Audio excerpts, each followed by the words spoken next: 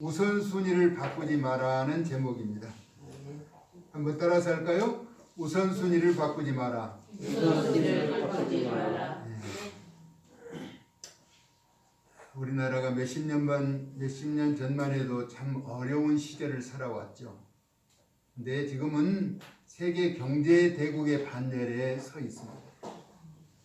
옛날을 잠시 추억해 본다면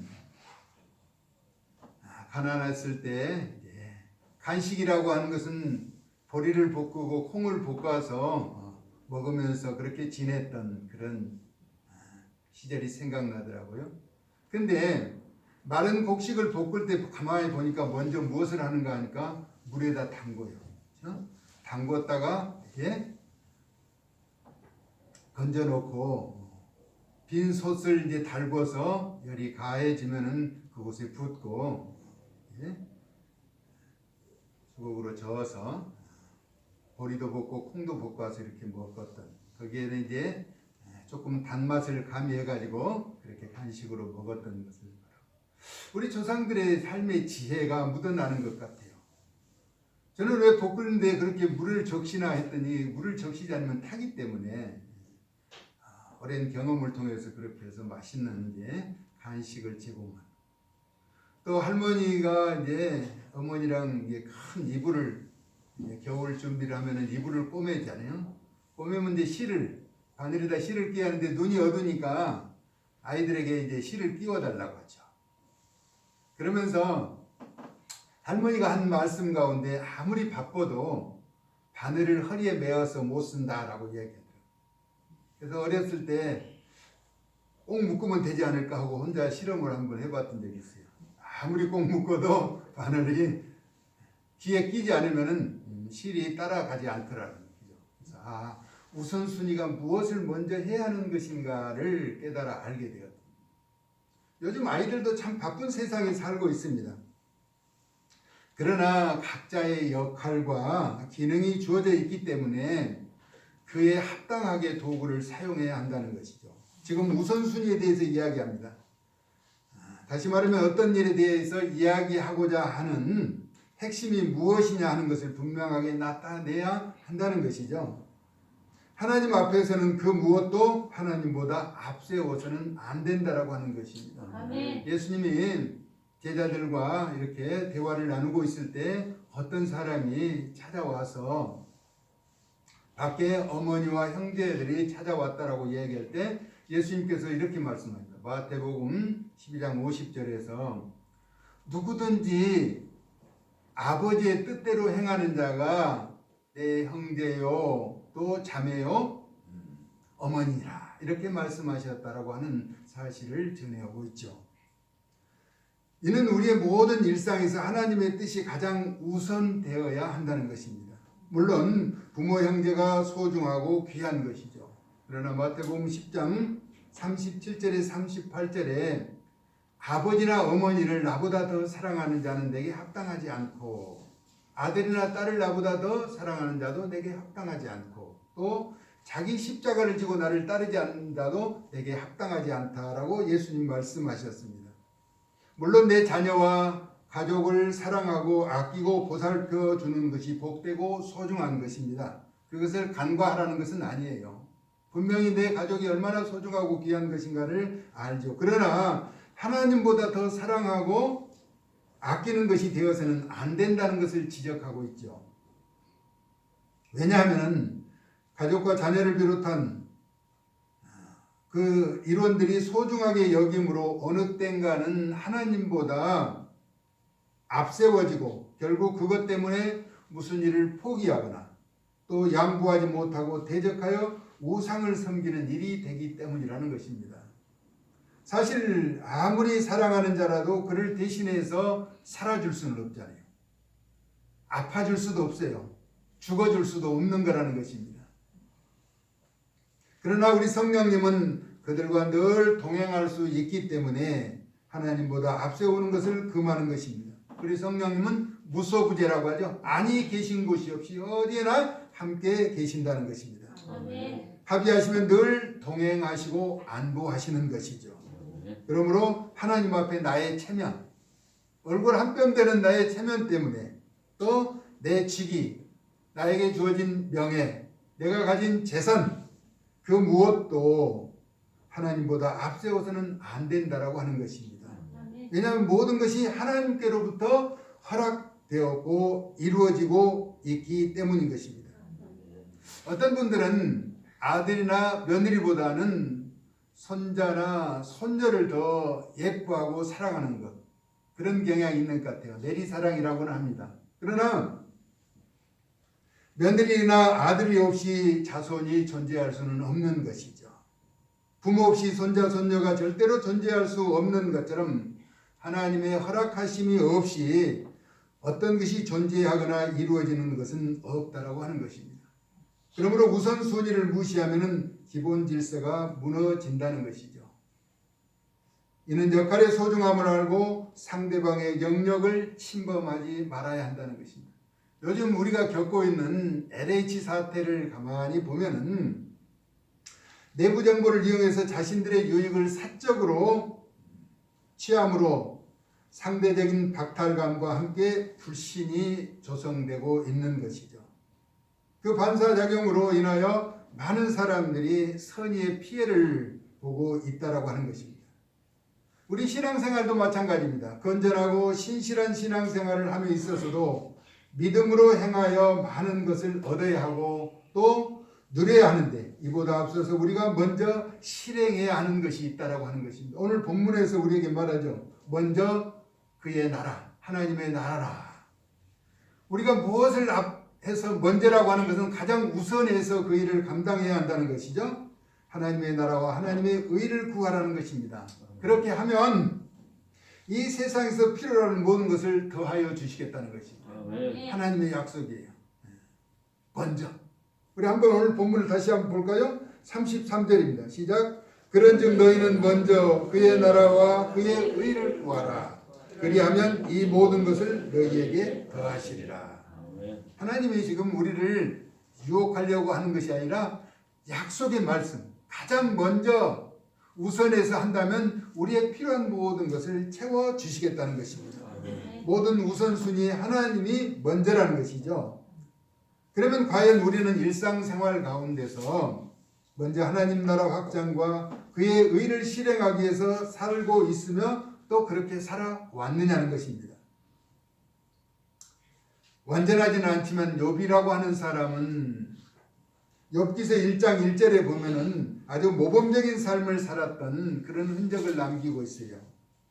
그 사람은 온전하고 정직하여 라고 말합니다. 하나님을 경외하며 악에서 떠난 자들아 라고 말합니다.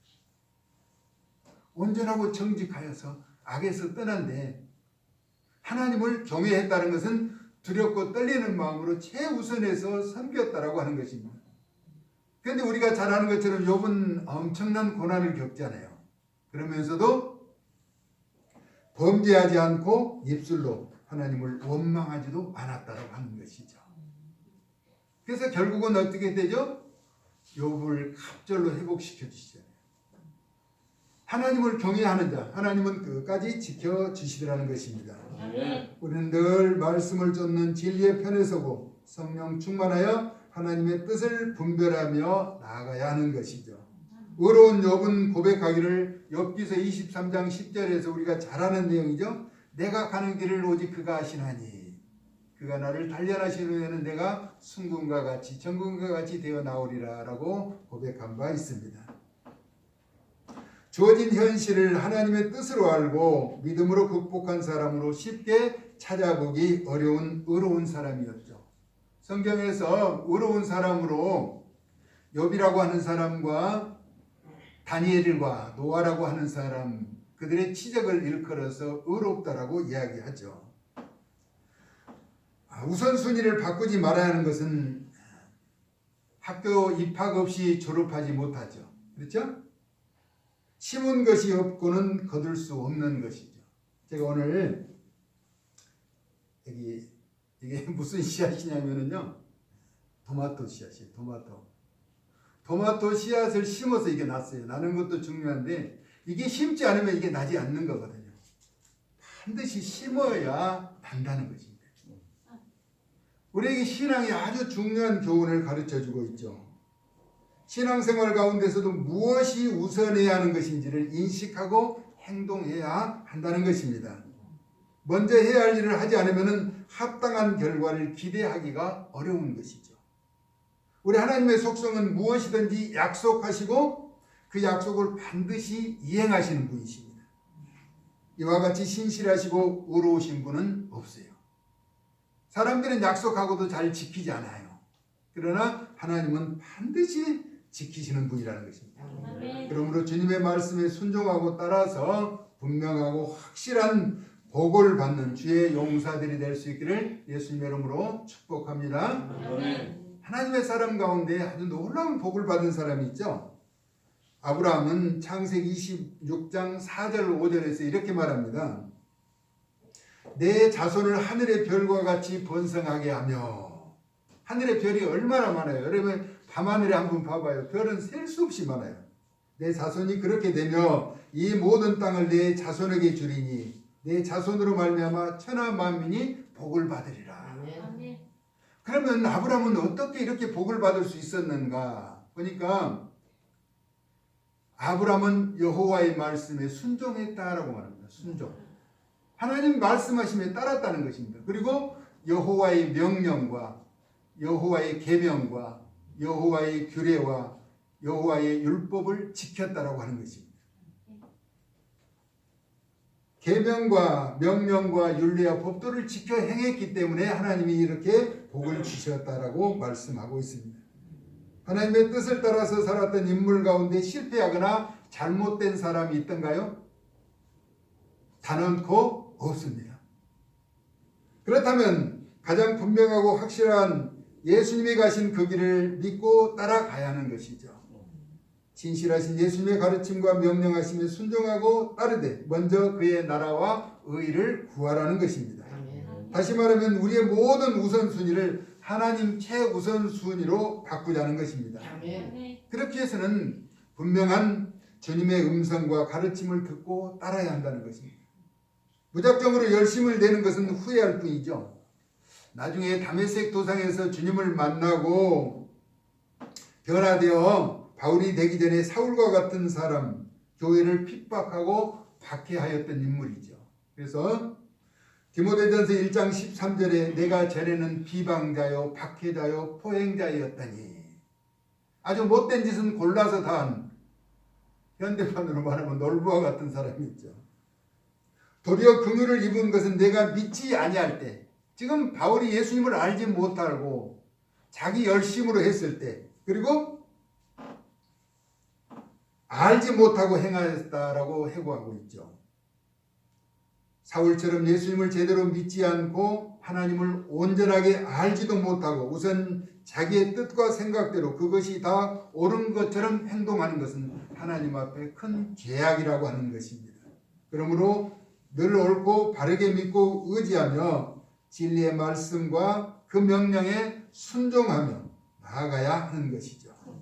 먼저 우리는 먼저라고 하는 단어를 늘 기억해야 하는 것이죠. 레위기서 17장 7절에 보니까 전에 하던 순념소를 제사하는 것처럼 잘못된 습관이나 방법을 버려야 한다는 것입니다. 전에는 수염소를 갖다가 제사했어요. 잘못된 습관으로. 그래서 레위기서는 이것을 금하도록 말하죠. 오늘 또 본문에서 내일 일을 위하여 염려하지 말라라고 말합니다. 내일 일은 내일이 염려할 것이요 한날의 괴로움은 그날의 족하리라라고 말합니다. 내일 염려할 것을 오늘 땡겨서 염려하면 아무 해결 방법이 없어요. 염려할 필요가 없는 거예요. 모든 염려를 내게 맡기라고 했잖아요. 우리는 주님에게 맡기고 기도하면 돼요. 염려해서 될 것 같으면 오늘 밤새도록 염려하는데 염려해서는 아무것도 안 된다는 거지. 그래서 성경은 염려하지 말라는 거예요. 염려할 시간에 기도하라는 거예요. 하나님을 찾으라는 것입니다. 그래서 하나님 제일 우선주의로 살고 우선순위를 임의로 바꾸지 말라는 것입니다. 그것이 우리들에게 행복과 축복과 형통의 비결이 되는 것입니다. 하나님의 제일 우선순위로 살면 하나님은 우리를 불꽃 같은 눈동자로 바라보고 계십니다. 그리고 다 듣고 알고 계신다는 것입니다. 아멘. 우리도 우리를 인정해 줄 때 기분 좋잖아요. 칭찬해 주고, 그렇죠? 잘못을 지적하는 것보다 잘했다고 칭찬해 주고 축복해 주면 좋아하잖아요. 하나님은 절대로 실수하시거나 실패하지 않으신 완전한 분이시며 현재의 불합리한 상황을 역전시키시고 회복시켜 주시는 분입니다. 할렐루야. 아멘. 그러므로 먼저 그의 나라와 의를 구하는 자로 세움받을 수 있기를 부활하신 예수님의 이름으로 축복합니다. 아멘. 우리의 모든 삶을 우리 하나님께서는 잘못된 길을 옳은 길로 가서 복받는 자리에 서기를 원하신다는 것입니다. 그러기 위해서는 먼저라고 하는 단어, 모든 것을 우선하는 것입니다. 우리의 가족들이 얼마나 소중하고 귀하냐는 것입니다. 그 가족을 소중하게 지키고 보호하기 위해서 전능하신 하나님께 의지하고 바라보며 나가는 것이죠.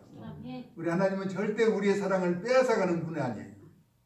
우리를 잘되게 해주시는, 온전하게 복되게 해주시는 분이라고 하는 사실을 늘 기억하면서 하나님의 거룩한 품성을 우리가 이해하고 그 속성을 인식하면서 먼저 그의 나라 의를 구해서 하나님의 기쁨과 영광이 되는 축복의 통로들 되어질 수 있기를 예수님의 이름으로 축원합니다. 아멘. 살아계신 아버지 하나님, 은혜와 사랑 감사합니다. 우리가 늘 하나님을 사랑한다고 고백하지만 현실에 어떤 문제를 닥칠 때는 하나님을 외면하고 우리의 주어진 역량과 또 재능을 통해서 문제를 해결하려고 하는 나약한 모습을 용서하여 주시고 온전히 먼저 그의 나라와 의를 구하면서 하나님의 명령에 순종하고 따르고 또 그 율례와 법도를 지켜 행함으로 아브라함이 복을 받았던 것처럼 저희들을 통해서 복받는 자들이 많아지게 하여 주시옵소서. 아멘. 예수 그리스도의 거룩하신 이름으로 축복하며 기도 올리옵나이다. 아멘.